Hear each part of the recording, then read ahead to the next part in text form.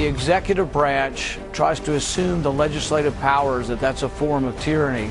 The president he's not going to tell the American people that he's going to wait for Congress. He's an American citizen, and it stands to reason that he might be frustrated with Congress, since most American citizens are. We're not going to wait. I've got a pen and I've got a phone, and that's all I need.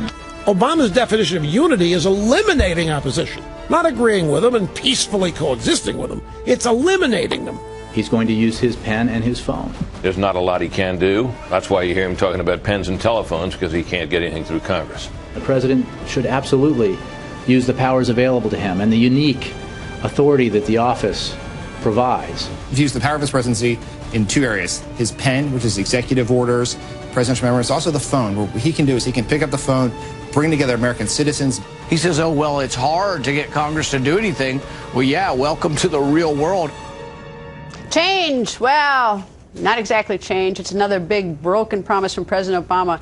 The president promising to change Washington when he moved into the White House. But after failing at that, the president is now threatening to bypass the legislative branch of government and just sign executive orders to get what he wants. Is that the kind of change President Obama campaigned on? Charles Krauthammer joins us. Nice to see you, Charles. And Charles, what's this business about? He's going to change Washington, all this gridlock business.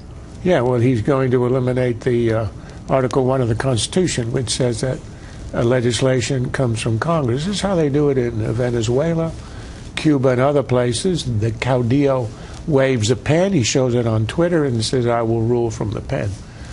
What makes it sort of pathetic is that it sounds like a tough threat, and it is unconstitutional. It's not how you ought to beat the President of the United States.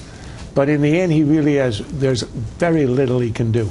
What's interesting is that he said the same thing in 2011. This was a speech he gave in Nevada. It was announced by the White House as the We Can't Wait tour. And it was one statement after another. I'm not going to wait for Congress to act. I will do X, Y, and Z. In the end, it didn't work, because in the end, the only things a president can do with a pen and executive orders are fairly limited, with one exception, that's EPA, and using the EPA to shut down entire industries. That's well, you know, power. A couple things from this memo that's gotten out, the Washington Post reported on. When he said that he's not going to go to Congress, but he's going to go and use his pen, that to me, when you campaign on, I'm going to change Washington, that means I give up.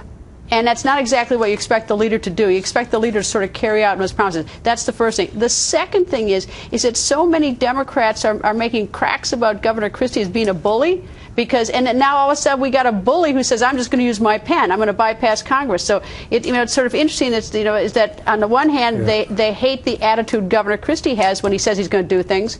But when the president does it, it's okay. And the reason he gave up is because he failed.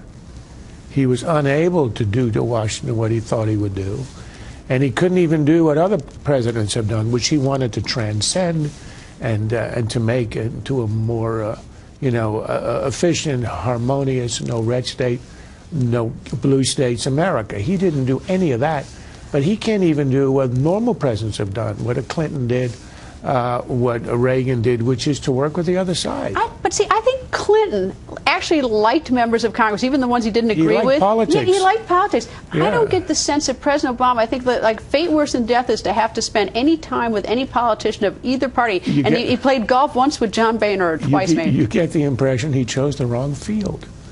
Yes, or he chose to run to the White House because he didn't want to stay in the Senate where he'd have to be around colleagues. Yeah, but he doesn't like what the presidency requires, which is some understanding and some respect for the other side. Reagan and Tip O'Neill worked out the most important piece of economic legislation, tax reform, and they were polar opposites ideologically. Obama has tax reform in his reach. There are Republicans who want to do it. It would change the economy. It would be a tremendous help to economic expansion and fairness, because it would take away the loopholes that the rich have.